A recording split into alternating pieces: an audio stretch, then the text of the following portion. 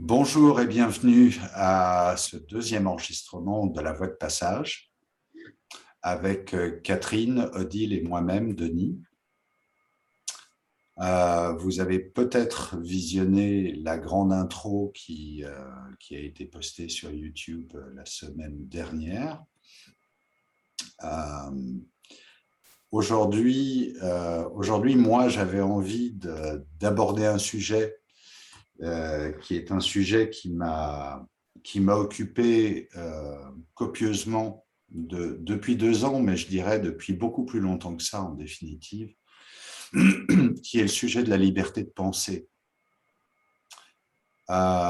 qui est à mon sens un grand sujet et un sujet capital par rapport à la période que nous traversons.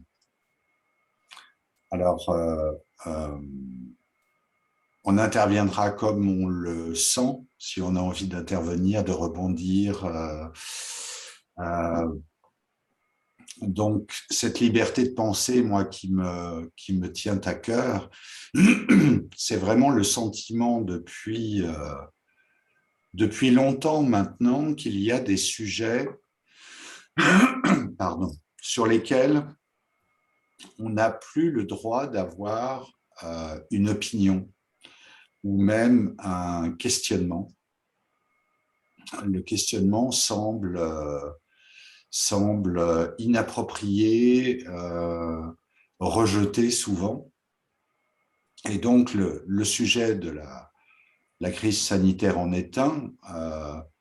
Mais j'ai fait cette expérience, je sais pas, j'ai le souvenir d'un dîner, et ça doit faire à peu près 5 ou 6 ans de ça, où j'avais osé défier le courant unique sur le réchauffement climatique, et j'avais eu à peu près le même type de réaction en face de moi, où les gens me disaient, ce qui me vient naturellement, mais c'est comment oses-tu? Mmh.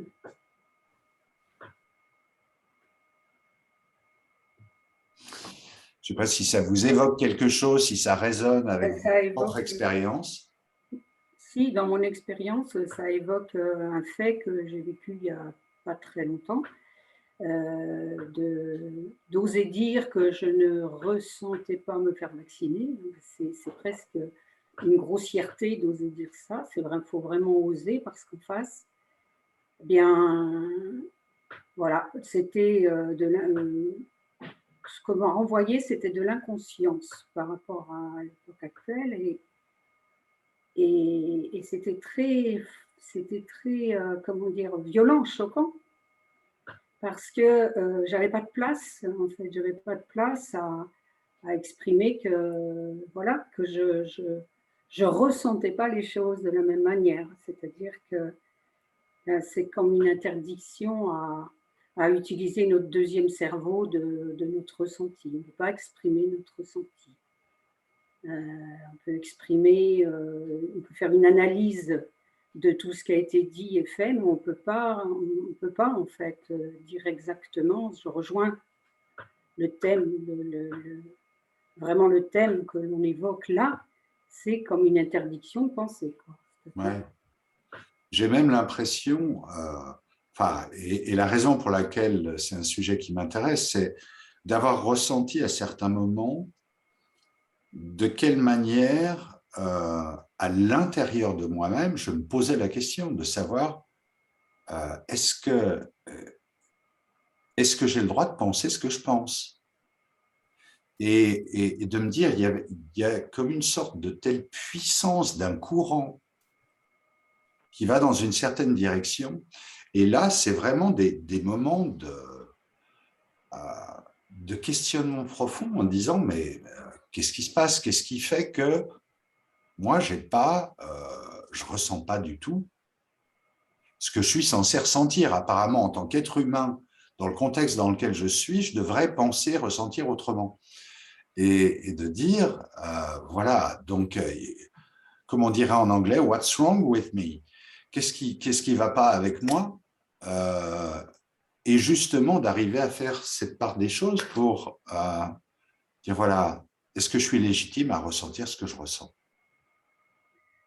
Et on a les deux courants. Il y a des courants pour et des courants contre dans les grandes décisions qu'on a à prendre en ce moment. Je pense au vaccin en particulier.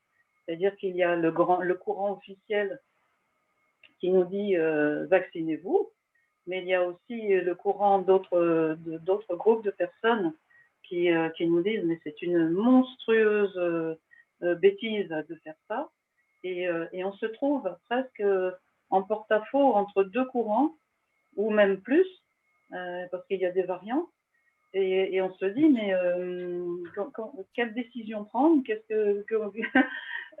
et on ressent la nécessité justement d'essayer de trouver notre propre réponse personnelle à l'intérieur. Mais c'est une difficulté pour beaucoup de personnes d'aller à l'intérieur de soi, d'aller à l'intérieur trouver la réponse, trouver le ressenti, sans être influencé par ce qui est dit à l'extérieur. Et je crois que la grande question, c'est est-ce que je sais faire ça? Est-ce que je ne m'illusionne pas en essayant de trouver en moi une réponse qui sera peut-être juste influencée par ce que pense mon conjoint, mon ami, ou le groupe de personnes auquel j'appartiens. Et quand on a l'habitude d'aller à l'intérieur de soi, on peut s'illusionner, on peut se dire aussi, mais peut-être que je m'illusionne. Et quel droit j'ai, moi, à dire à la personne qui est en face de moi, va à l'intérieur de toi pour trouver ton ressenti. Enfin, on a aussi nos propres vulnérabilités. Et donc, penser par soi-même, ça n'est pas donné. C'est quelque chose qu'on doit réussir à mettre en place. Il y a une voie de passage à trouver. Voilà, je reviens sur la voie de passage. On doit, à l'intérieur de soi, réussir à trouver la voie de passage vers notre ressenti profond, notre ressenti authentique. Et on peut, nous trois, on peut dire comment on fait, on peut dire comment on pratique. Est-ce que ça peut aider d'autres personnes à le faire? Je pense que si déjà ça pouvait aider quelques personnes à aller à leur ressenti personnel, moi je serais déjà très contente. Très contente. Si on pouvait réussir à dire comment faire. Je connais beaucoup de personnes qui me disent je ne sais pas quoi faire avec le vaccin, je ne sais pas si je dois me faire vacciner, je ne sais pas si c'est une bêtise. Aide-moi à trouver quel est mon ressenti personnel parce que je n'y arrive pas. Voilà. Est-ce que nous n'avons pas perdu notre... Est-ce que nous n'avons pas perdu cette... de se consulter, si j'ose dire, c'est-à-dire de se demander à soi-même ben, comment tu te ressens, qu'est-ce que tu en penses, qu'est-ce que des choses très très vitales même. Moi, ce qui me vient, c'est un conditionnement qui nous a atteint petit à petit tous. C'est un conditionnement social, un conditionnement qui nous a été imposé, qu'on a cru pour notre avantage, qu'on nous a vendu pour notre avantage, mais qui nous a été imposé et qui fait qu'aujourd'hui, voilà, il convient d'être sur une référence donnée pour pouvoir se permettre de parler. Voilà, à partir de quoi tu parles, quelle est ta formation, quel est le référent qui te fait dire ça. Je ne pense pas qu'on laisse la place à quelqu'un d'avoir sa propre pulsion, son propre avis, son ressenti. Moi, j'ai vécu ce propre avis, c'était une question de vie de mort. Et là, à ce moment-là, on se questionne bien soi-même, bizarrement. Donc peut-être qu'il nous faut aujourd'hui des extrêmes pour arriver, d'ailleurs on l'a vu lors du premier confinement, c'est que ça nous a ramenés à nous-mêmes et dire mais comment moi je vis ça, comment je vis dans cette petite boîte, hein, selon les appartements, comment je vis dans cette petite boîte, c'est-à-dire vraiment mes limites sont plus que limitées, et comment je respire, et comment, voilà, en plus on nous impose de mettre quelque chose sur la bouche, comment je respire, etc. Ces questions-là vitales se sont posées. Moi, dans ma vie, ça s'est posé à un moment donné parce que lors d'une récidive d'un cancer, là, tout de suite, la médecine, l'Institut Curie, pour ne pas le nommer, et la chimiothérapeute m'a dit il faut vous remettre sous chimio, donc ça aurait été une deuxième pour moi. Et là mon corps a paniqué. Mon corps, pas ma tête. Pas là, j'étais pas en train de me dire ah ben oui, mais il réfléchit, etc. Là, ça passait pas par la réflexion. Hein. Ça passait juste, le corps disait non. Et j'ai dit non, d'ailleurs, c'est sorti tout seul, j'ai dit non. Et la personne m'a dit que je n'avais pas de choix. Alors ça, évidemment, c'est ça qui nous fait aujourd'hui aussi beaucoup bouger, c'est que il n'y a plus de droit. On est empêché de, t'as pas le droit de faire ci, t'as pas le droit de faire ça. Et là, elle avait dit le bon mot, puisque j'ai l'impression que toute ma vie, j'essaye de sortir des limites et des cases. Et donc, elle avait dit la bonne chose pour dire si, j'ai le choix d'emmener mon dossier et de tenter de trouver quelqu'un qui veut bien me soigner autrement qu'avec une chimiothérapie. Et là, je me suis dit, voilà, il faut que tu sois dans un cas extrême, un cas limite pour revenir vraiment écouter ton besoin vital quand même, ton besoin vital. Et là moi je rejoins vraiment ce que tu dis, Denis, en ce moment, c'est ce sujet, il est brûlant, quoi. Il est brûlant, ce sujet. Parce qu'on est entraîné dans une vague qui nous dit fais comme je te dis et ne fais pas comme tu as l'intention de faire. Donc c'est pour ça que quelquefois il y a des gros mots comme le mot dictature qui arrive, parce qu'une dictature, c'est empêcher l'homme de penser.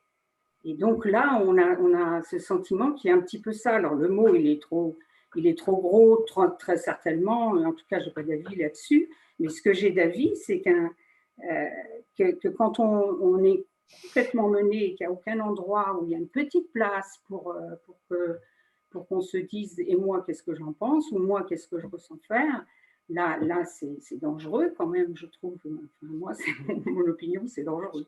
Ce que j'entends et sur lequel j'ai vraiment envie de rebondir là, c'est la notion d'objectivité-subjectivité. De quelle manière la notion de science est utilisée dans le monde d'aujourd'hui comme une sorte de vérité absolue. Et je crois que c'est un élément vraiment important. Et à mon sens, la période actuelle n'est jamais que la continuation et l'accélération d'un processus qui date grosso modo de Descartes au XVIIe et d'un virage et d'une, je dirais, de voies divergentes qui ont été prises entre la science et la philosophie, pour faire simple, et que aujourd'hui, qu'est-ce qui conditionne mon avis, mon positionnement?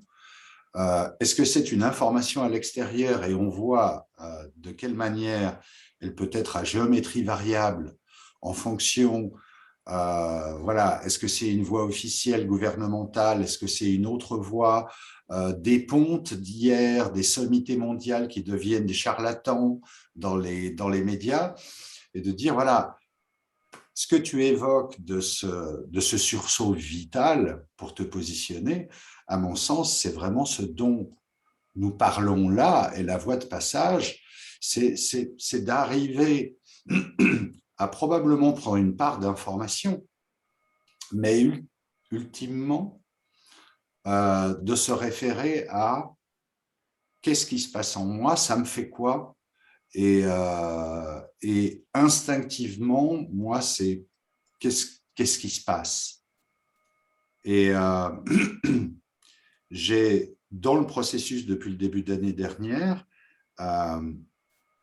appris à opérer ce calage ou cette mise en accord à l'intérieur, et en même temps, j'ai appris à me taire pour, quelque part, préserver ma tranquillité intérieure.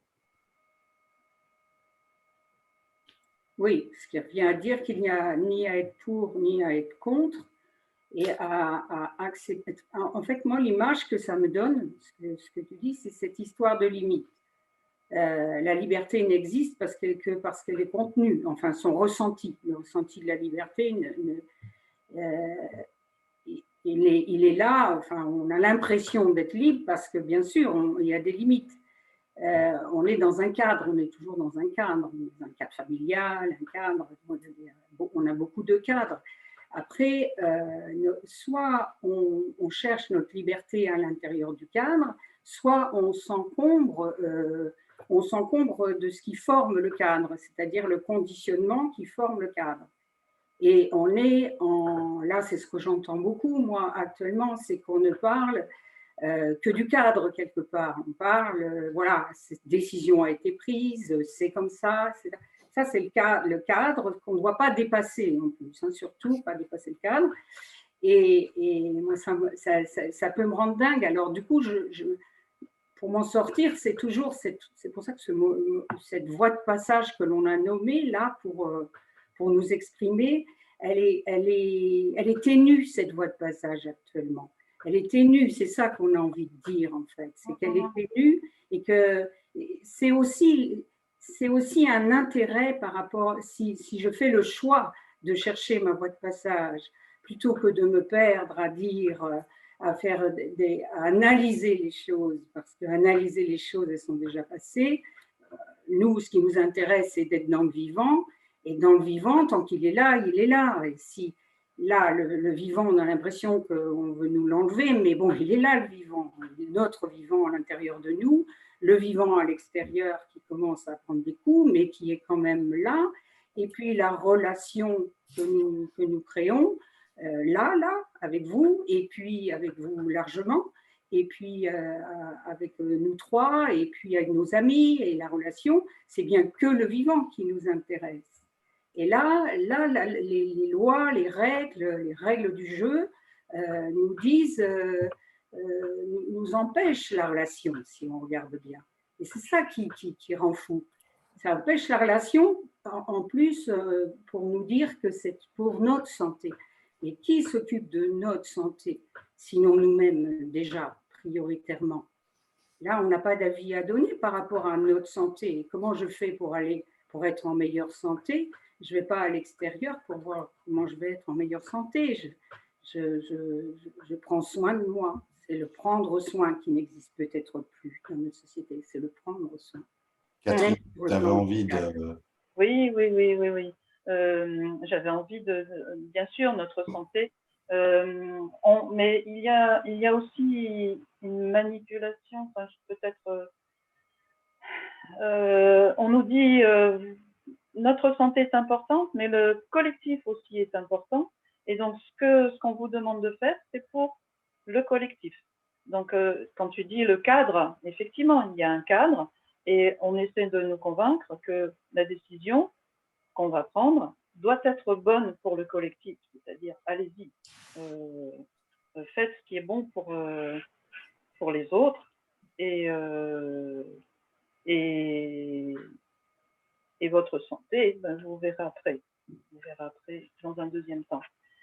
Nous, ce qu'on essaie de dire, c'est que cette décision, il n'y a pas de dualité à avoir entre notre propre santé et le fonctionnement du collectif. Il n'y a pas de dualité. On essaie de nous mettre dans une dualité alors qu'en fait, le vivant ne fonctionne pas comme ça. À l'intérieur de nous, tu le dis très bien, Odile, ce qui est vivant ne nous oblige pas à faire un choix entre ça et ça et ça. C'est ce qui est vivant qui nous pousse. Et donc,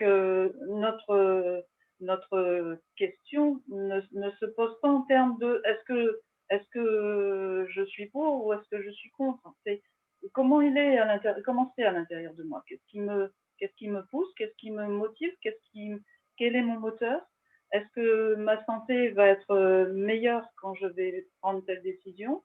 C'est pas juste parce que on m'oblige à faire quelque chose que je vais le faire. Euh, est-ce que c'est bon pour moi? Ça, c'est la vraie question. Et est-ce que c'est bon pour le collectif? Bien sûr qu'il faut se poser la question et pas être trop en. On n'a pas vocation à être en décalage avec le collectif, mais le vivant n'est pas en décalage. Le vivant se cale. Et justement, la voie de passage, c'est de réussir à rendre compatible, à rendre harmonieux ce qui est à l'intérieur de moi avec ce qui est à l'extérieur. Et c'est ça qu'il faut qu'on essaie de trouver chacun. Et ça me, pour compléter ce que tu viens de dire, Catherine, et par rapport à l'idée de liberté de pensée, une chose que je ressens très fort, c'est que depuis des années maintenant, on a, si on imagine un curseur qu'on peut bouger, eh bien, comme si, en fait, maintenant, il n'y avait plus que deux positions. La position pour ou contre, d'accord ou pas d'accord, et un peu comme si on avait gommé toutes les nuances de gris entre le noir et le blanc, et qu'on n'est pas des machines à penser, qui vont se caler sur l'un ou l'autre, mais qu'on est quelque part dans cet infini, dans cette multitude, et que nos ressentis se définissent par rapport à une multitude de données, d'éléments constitutifs. Et ça me rappelle un peu, ça me connecte en tout cas avec la pensée complexe d'Edgar Morin et avec le fait de dire, eh bien, dans cette pensée complexe, on a simplifié à outrance. C'est un peu presque, on parle beaucoup d'élévation dans la quatrième, cinquième dimension, comme si l'humanité pensante était tombée dans la deuxième. C'est du binaire et c'est comme un interdit ressenti de se positionner exactement là où on est. C'est-à-dire quelque part sur cette ligne où le curseur se balade, et de dire, bah, moi, je suis un peu entre les deux, un peu plus par là. Non, ça doit être là ou là. Et je pense que ça nécessite vraiment une clarté avec soi-même pour s'autoriser d'être pleinement, exactement à son endroit, là où on ressent les choses exactement telles qu'on les ressent dans l'instant qui est en train de passer. Juste, ça me rappelle une discussion que j'ai eue avec un ami. On était en train de discuter de ce curseur entre deux pôles, hein, finalement. Hein. Et lui, il me disait, mais moi, je suis neutre. Moi, je suis au milieu. Et moi, j'ai dit, ben non, je suis ni l'un ni l'autre, je suis entre les deux. Et je suis vivant. C'est-à-dire que en étant vivante, je bouge. Je peux bouger entre les deux aussi. Je ne suis pas neutre, je suis vivant. Et je ne suis pas à l'extrême, je bouge entre les deux. Ouais, et je pense que ça, c'est important, c'est-à-dire, ça veut dire quoi être neutre? On n'est pas neutre, on est qui on est là où on en est, mais c'est une réalité intime. Neutralité, c'est par rapport à une situation extérieure. La réalité, elle est intérieure, elle est vécue et ressentie. Et ça ne peut pas être neutre, c'est juste, ben voilà. Ce qui n'empêche que certains ne savent pas quoi penser ou comment se positionner. Mais qu'en revanche, la neutralité, ça veut dire quoi? Et par rapport à quoi? C'est-à-dire, j'ai pas d'opinion, mais en revanche, je sens des choses. Alors, ce que ça me fait dire, rebondir sur le fait de la pensée, parce que notre corps, c'est quand même un sacré véhicule, quoi. C'est un véhicule, le corps. Donc, la pensée, où la situe-t-on? Et est-ce qu'on la confond pas avec notre mental est-ce que la pensée, c'est ça pour chacun de nous? Chacun de nous, chacun de vous, je ne sais pas comment dire, chacun de nous, parce que j'en fais partie, bien évidemment. Et la pensée, pour moi, elle nous traverse, par exemple. Voilà, c'est mon sentir, moi. La pensée nous traverse. Et la pensée, elle, par rapport, enfin, en regard de ce que tu viens de dire, Denis, la pensée, pour moi, si on la laisse nous traverser, elle est unique. Parce que, voilà, c'est ça, notre pensée est unique. Après, elle rejoint une similitude ou elle rejoint quelque chose en regard de la pensée de l'autre. Et puis, on peut imaginer une pensée commune, mais déjà, il y a une pensée unique. Et cette pensée unique, je pense, oui, ben, je suis désolée, je ressens ça, je pense comme ça. Je suis désolée si ça ne correspond pas ou je ne sais pas. Mais ça n'empêche que c'est une réalité, cette chose-là, de penser d'une certaine manière. Et c'est ça qu'il faut retrouver, je trouve, c'est cette authenticité de notre pensée. Parce que je ne sais pas si elle n'est pas, si on ne confond pas tout au bout d'un moment par rapport à la pensée. C'est un petit peu, parce que c'est du travail que de justement, c'est du travail de lucidité, c'est du travail de lecture et d'écoute profonde pour arriver à respecter cette pensée. Soi-même, on peut dire, la pensée c'est celle-là pour coller avec celle de l'autre, mais c'est cette authenticité. Moi, je trouve que là, il y a un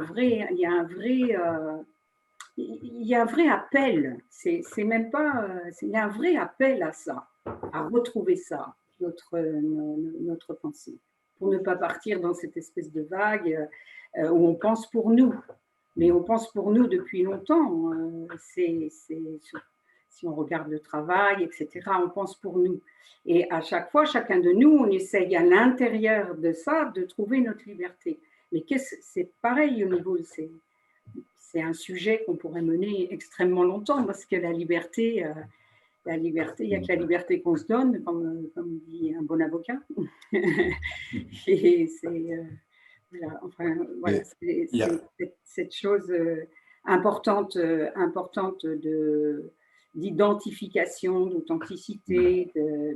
Voilà. Moi, c'est ce travail-là qui nous importe tous les trois, et puis c'est ce travail-là qui m'importe particulièrement.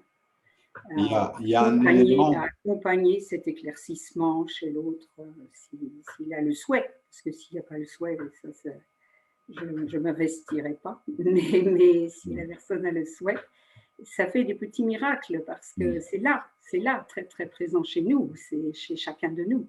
Donc ce n'est pas quelque chose qui n'est pas récupérable ou je ne sais pas, c'est ça qui est intéressant, c'est ça qui est très positif.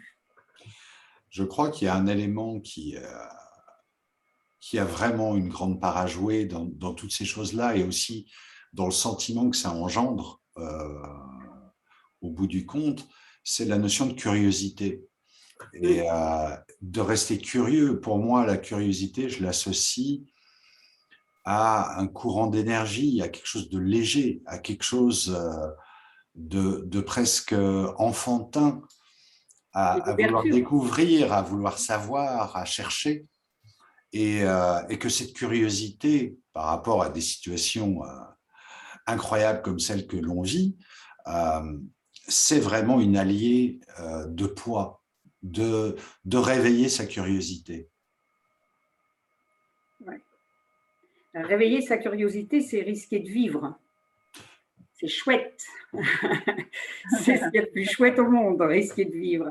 Parce que le risquer de mourir, ce sur quoi on est en train de nous emmener, là, le risquer de mourir, c'est déjà, pour moi, la curiosité peut exister si on accepte pleinement le départ et la fin d'une vie, c'est-à-dire je suis né, je vais mourir, c'est un fait.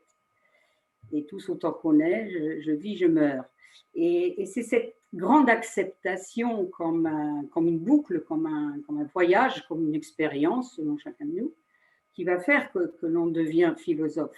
Je ne sais pas si on peut devenir philosophe sans cette pleine acceptation.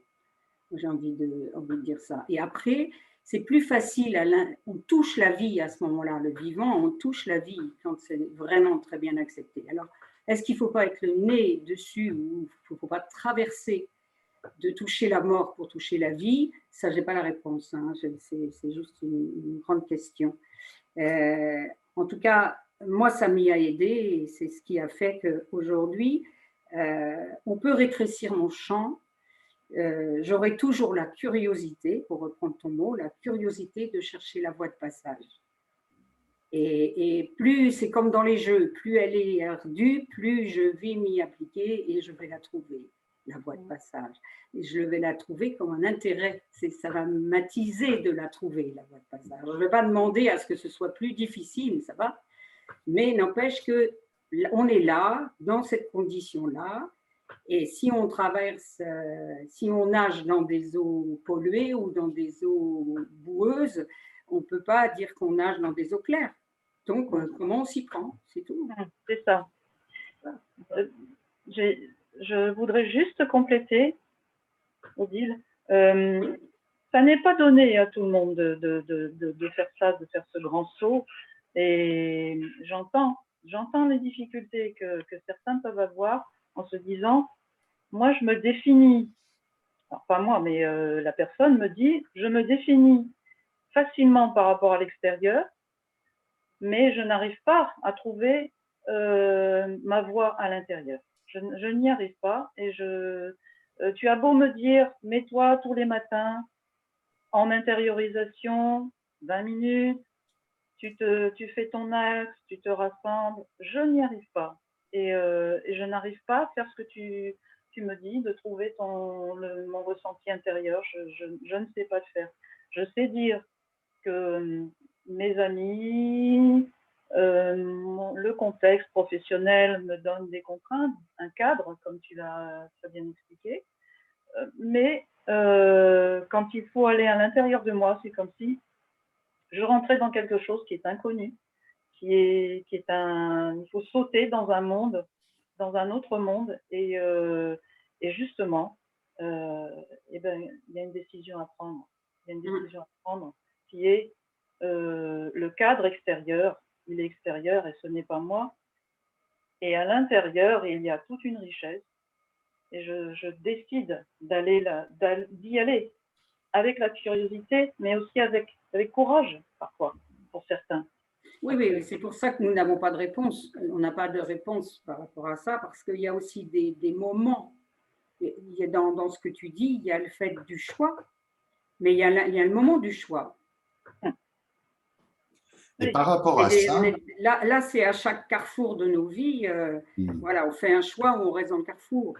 Et quelquefois, il y a une inertie qui fait qu'on reste dans le carrefour. Par rapport à ça, je pense qu'il est important effectivement d'insister sur le fait que on en est tous, chacun là où on en est. Et c'est très bien, et c'est juste. Sinon, on en serait à un autre point. C'est-à-dire aussi d'accepter exactement pour la personne que tu mentionnes, Catherine, de dire, ben voilà, j'y arrive pas, eh bien, j'y arrive pas. Et d'arriver à lâcher prise sur là où j'en suis. Et un élément, à mon sens, qui est important, c'est cette notion de trouver la confiance dans ce qui est. Au-delà des apparences des choses ou des réalités qui nous entourent, d'arriver à trouver peut-être cette confiance de juste dire « je fais confiance dans le vivant », dans le fait d'être vivant. Et de voir ce que ça peut m'apporter. Et peut-être juste le fait de pouvoir avoir cette confiance et de lâcher en disant, voilà, j'en suis là où j'en suis, peut être la chose qui va tout changer.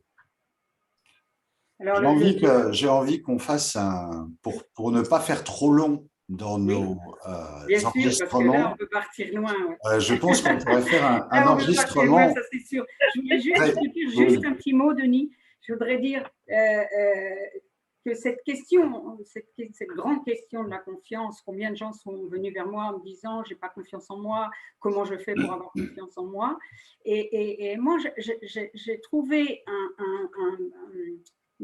un biais possible pour que ce soit plus concret dans l'esprit, c'est de dire nous allons tranquilliser l'intérieur et trouver la tranquillité au niveau du du ventre, par exemple, trouver une grande tranquillité au niveau du ventre. Et cette grande tranquillité, c'est la confiance.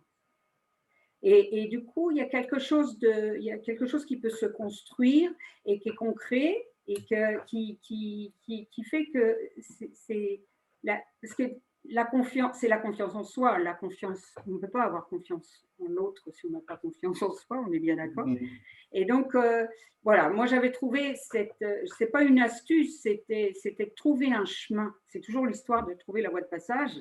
Et trouver la voie de passage pour être concret pour la personne en face qui dit c'est quoi la pensée, c'est quoi la confiance, c'est quoi. Et mon Dieu, on est tous avec ces gros points d'interrogation et c'est bien. Et c'est intéressant de penser qu'il n'y a pas de réponse toute faite, il n'y a pas de réponse, mais il y a le ressenti, c'est lui qui va le plus loin dans la réponse. Ouais. C'est-à-dire que si je suis en grande tranquillité, je suis en confiance, je peux le sentir. Et ça, c'est presque palpable. Et ça, c'est intéressant. Sinon, la tête, elle va dire « Ouais, mais qu'est-ce que je peux dire encore ?» Voilà, c'est ça. Enfin, c'était intéressant de dire que c'est comme ça que nous travaillons. Enfin, ça m'intéresse de dire que c'est comme ça que nous travaillons tous les trois.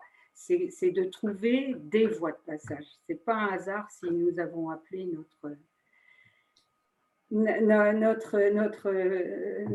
comment est-ce qu'on pourrait l'appeler vis-à-vis de vous, notre discussion sur des sujets vitaux. Et ce que tu dis, c'est, pour terminer, cette notion de confiance en soi, moi, ce que j'invite les gens à faire, c'est souvent à trouver cette connexion un peu comme un bébé qui est au monde, c'est-à-dire qui ne se fait pas de soucis sur, voilà, est-ce que dès qu'il aura faim, il va être nourri? Oui, il aura ce qu'il lui faut. On s'occupera de lui. Et de retourner un peu, non pas, il ne s'agit pas de régresser à ce point-là, mais de reconnecter à cette notion de tranquillité qu'on évoque, au travers du fait qu'au-delà de la confiance en moi, la confiance en la vie, en l'univers, en toutes les forces qui sont à l'œuvre pour faire que la réalité qu'on a en face de nous à chaque instant continue à exister d'une certaine manière. Et je trouve ça très tranquillisant d'arriver à lâcher prise dans cette réalité du tout petit enfant. Bien, écoutez, un grand merci à toutes les deux, un grand merci aux gens qui sont en train de nous écouter. J'aimerais vous inciter à vous inscrire à notre chaîne La Voie de Passage, à surtout ne pas hésiter à nous mettre des commentaires, à interagir avec nous, même si on n'est encore pas en direct dans nos interventions. Mais n'hésitez pas à interagir, postez un commentaire. Si vous avez aimé, mettez-nous un pouce en l'air, ça fait toujours plaisir. Et puis, écoutez, on se retrouve le plus vite possible. Avec plaisir. À bientôt. Merci. À bientôt.